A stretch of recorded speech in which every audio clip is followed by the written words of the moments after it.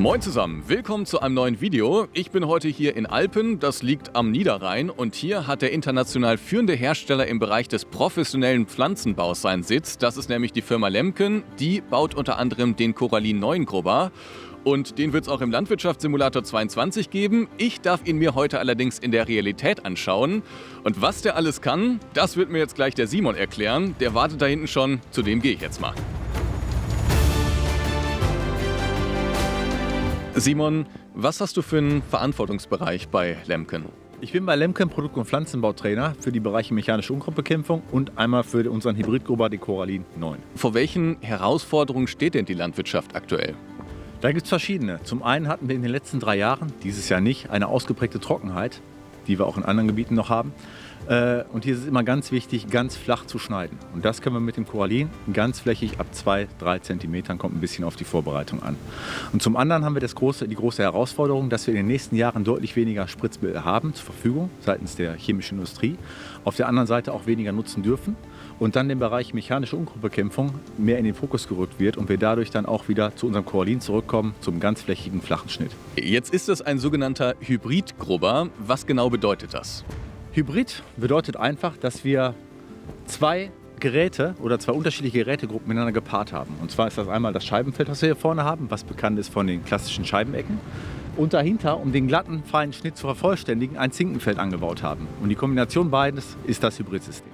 Und wie genau ist so ein Grubber jetzt aufgebaut? Also ich muss dir ehrlich sagen, ich bin selbst noch nie mit einem Grubber unterwegs gewesen. Und das ist ja jetzt auch nicht irgendein Grubber, sondern schon ein relativ großer Grubber. Welche Phasen oder welche Bauteile gibt es jetzt hier? Das sind unsere vorlaufenden Scheiben, die hier im Koralin verbaut sind. Wir haben in trockenen Jahren, in trockenen Sommern oft das Problem, dass wir schlecht in den Boden reinkommen mit flachschneidenden Zinkengeräten. Dazu haben wir hier die fortlaufenden Scheiben. Die lockern den Boden auf, die brechen ihn auf, die schneiden den Boden vor, bevor der Boden von den Zinken ganz flächig flach geschnitten wird. Wir haben hier eine Besonderheit, wir haben 510 mm große Scheiben und jede Scheibe ist an einem einzelnen Überlastelement an der Blattfeder hier festgemacht. Das heißt, im Falle eines Hindernisses, eines Steines oder so, der im Weg liegen könnte, weicht eine Scheibe dem Stein aus und ist sofort wieder zurück in Arbeitsposition, wenn wir ganz flächig flach schneiden. Scheibenegge muss man sich so vorstellen, dass die als Gerät im Gerät hängt. Ja? Die kann separat eingestellt werden in ihrer Arbeitstiefe und unabhängig von den nachfolgenden Werkzeugen laufen, sodass wir uns immer schnell der Situation auf dem Feld anpassen können. Auf der anderen Seite dazu die Skala, damit das auch schön von der Schlepperkabine aus gesehen werden kann, sodass der Fahrer von oben aus alle Einstellungen zügig vornehmen kann. Wir wollen natürlich immer die volle Arbeitsbreite des Gerätes nutzen. Dadurch haben wir hier die Scheiben symmetrisch aufgebaut, ja? Damit das ganze Gerät immer schön gleichmäßig hinterm Schlepper herläuft und wir in dem Fall die 6,60 Meter voll ausnutzen können. Jetzt geht es weiter mit der nächsten Station. Die verbinden viele vermutlich auch mit dem Grubber. Ne? Also das ist ja so, glaube ich, normal in einem Grubber. Was ist hier jetzt besonders? Das Zinkenfeld, ganz flach schneidende Zinken. Die heißen bei uns hier Delta-Cut-Schare. Die haben 0 Grad Untergriff, das heißt, die gehen nicht aktiv in den Boden rein. Und auch wieder hier das Scheibenfeld, um den Boden vorzuschneiden, damit die auch unter trockenen Bedingungen in den Boden reinkommen. Zuletzt gibt es dann noch eine Walze, so wie ich das jetzt als Laie bezeichnen würde. Du wirst es vermutlich anders bezeichnen. Was ist das? Einmal unser Nivellier-Zinkenfeld. Das ist einfach dazu da, um den ganzen Boden komplett in die Ebene zu bekommen, auszunivellieren, gerade zu machen. Und dann kommt hier einmal eine Doppelwalze, Rohr-Flachstabwalze für die Rückverfestigung des Ganzen, damit wir einen schnellen Feldaufgang des Ausfallgetreides, der Unkräuter haben. Und hier zu guter Letzt die Flachstabwalze für die Krümelung noch, damit wir einen schönen feinkrümeligen oben Horizont haben. Was wir als letzte Folge hier noch haben, wäre einmal der Striegel. Der Striegel ist dazu da, um noch mehr Kontaktfläche zu schaffen im Gerät, um wirklich auch die letzte Erde von den Pflanzenresten abzuschlagen und auch dazu da, um die Fläche noch mal etwas mehr auszunivellieren, Erntereste mitzuziehen. Ja, dafür ist der Striegel da. Okay, also das sorgt dafür, dass der Boden effektiv bearbeitet werden kann. Das war jetzt sozusagen der theoretische Part. Und jetzt hast du mir gesagt, ich darf auch selbst mal ausprobieren. So, jetzt sitzen wir hier drin. Was muss ich tun? So, Ansgar, jetzt müssen wir erstmal gucken, dass wir das Gerät in Arbeitsstellung bringen. Ja. Dazu drückst du den Joystick-Hebel nach vorne und lässt es runter. Ganz genau.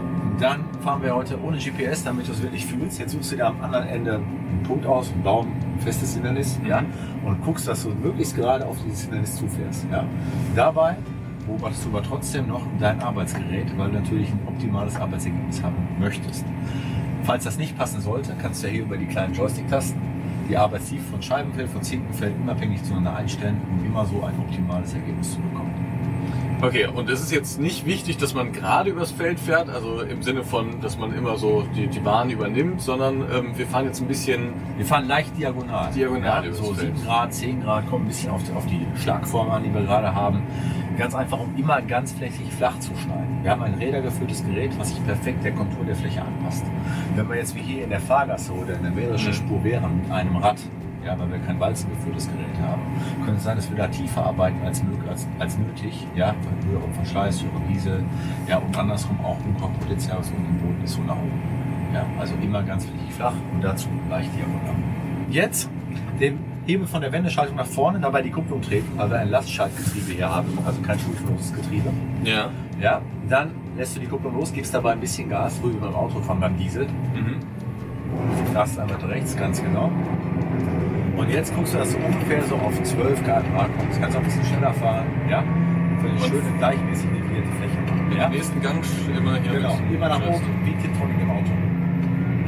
Und wir haben jetzt das flachste Profil hier eigentlich eingestellt. Was Ja, wir geht, sind ne? sehr flach. Wir sind so bei 2 cm, vielleicht 3 cm. Können wir uns gleich gerne nochmal angucken gemeinsam. Jetzt drehen wir aber erstmal um. Ja? So, jetzt hebst du das Gerät wieder aus. Ja, das... Ja, es sind am Anfang viele Hebel und viele Knöpfe. Ja. Das ist kein Problem. Das ist einfach so. Ja. Und jetzt drehst du, ja, heute dreh mal links rum. Ja. Denk dran, ein bisschen mehr Platz als ein bisschen Gas geben. Ja, genau. So, jetzt umdrehen. Du kannst hier 90 Grad einschlagen, das ist kein Problem. Du kommst nirgendwo mit dran. Komplett Einschlag, Ja, okay. komplett. Da passiert nichts. Siehst du hier das Stützrad, da kommen wir nicht dran. Ja. Jetzt hältst du ungefähr 3 Meter, 3,20 Meter, 3,30 Meter ein oder 6 Meter Arbeitsbreite haben. Ja. Ja. Wenn wir nach hinten gucken. Ein bisschen Überlappung haben wir gerade drin, aber du bist ja Anfänger beim Gruber, hast du ja gesagt, dann ist das gar nicht schlimm. Absoluter Anfänger, also ich habe noch nie einen Gruber gesteuert. Ist das gar nicht schlimm. Ist immer ein bisschen schwierig, vorne und hinten anzugucken, Genau. vorne die Spur zu halten und hinten das Ergebnis zu überprüfen. Aber ich muss sagen, es ist schon ein Erlebnis. Genau. Ja, du hast hier noch einiges an Fläche. Ja. Wir verlassen dich dann gleich und kannst du hier schön weitermachen. Ja? Rumlenken. Kommst du an? Macht nichts. So, und jetzt, die Profis machen das natürlich alles in einem Zug. Ja? Wird ausgehoben während der Fahrt, umgedreht und auch wieder angesetzt in einem flüssigen Arbeitsgang. Aber aller Anfang ist schwer.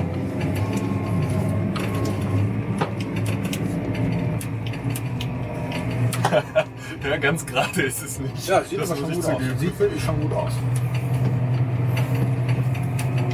So. Ja, so, sehr schön. Passt auch von der Arbeitsbreite her. Ja.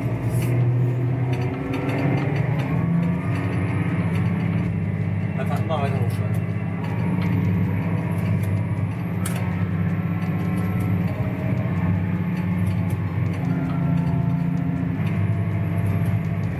Im Landwirtschafts-Simulator neigt man dazu, vor allen Dingen immer nach vorne zu gucken. Ne? Wir müssen hier auf alles achten. Du musst jetzt, weil du auch Überlebenssystem hast, sich der Boden bewegt, musst dich entgegenlenken zum Teil. Ja, dann musst du den Abstand richtig einhalten, musst das Gerät kontrollieren, das Gerät vielleicht nochmal nachstellen, einstellen. Ja. Und nicht anhalten. Das ist das Wichtigste. Das war echt ein Erlebnis. Ich muss sagen, das war schon einiges und ich muss ehrlich sagen, ich hätte mir nicht vorstellen können, dass man mit Grubbern so viel Spaß haben kann. Also man hat richtig gemerkt, wenn das Gerät dann drin war im Boden, wie es auch Leistung gezogen hat und so, ist wirklich ein großes Erlebnis. Kann ich nur jedem empfehlen, macht's mal, wenn ihr die Chance dazu habt.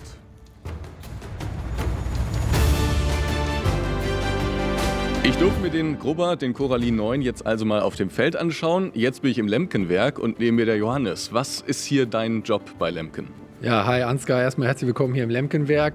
Ich bin quasi das Bindeglied zwischen der Entwicklung und dem Landwirtschafts-Simulator, um da einmal die neuesten Maschinen in den Landwirtschafts-Simulator zu integrieren. Mit der Umsetzung des Koralins im Landwirtschafts-Simulator sind wir sehr zufrieden. Wir haben den auch im Vorhinein bei unserer Maschineneinführung, haben wir auch die Renderings aus dem Landwirtschafts-Simulator genutzt, um den Koralin auf unserer Website und unseren Broschüren damit zu promoten, weil diese Renderings haben den Vorteil, dass wir damit sehr detailgetreu die Features und Vorteile unseres Koralins darstellen können. Die Zusammenarbeit mit Giants verlief immer sehr positiv. Da gibt es regelmäßige Abstimmungstermine, wo man überlegt, welche Maschinen können neu integriert werden, wie kann man sich gegenseitig weiterhelfen. Es ist einfach eine sehr unkomplizierte und einfache, gute Zusammenarbeit. Und welche Rolle spielt der Landwirtschaftssimulator in der Unternehmenskommunikation? Ja, wie schon gesagt, jetzt gerade am Beispiel des Koralins haben wir die Modelle aus dem Landwirtschaftssimulator dafür genutzt, um unsere Maschine zu vermarkten und auch die Features darstellen zu können. Wir nutzen außerdem Gaming Stations auf Messen und Events, die wir auch vom Landwirtschaftssimulator zur Verfügung gestellt haben. Hast du noch so ein paar Worte an die Landwirtschaftssimulator-Spieler? Ja, natürlich kann ich nur empfehlen, in jedem Landwirtschaftssimulator-Spiel ausschließlich mit Lemken-Geräten zu arbeiten. Da hat man einfach die beste Qualität an Gerät und natürlich auch den meisten Spaß.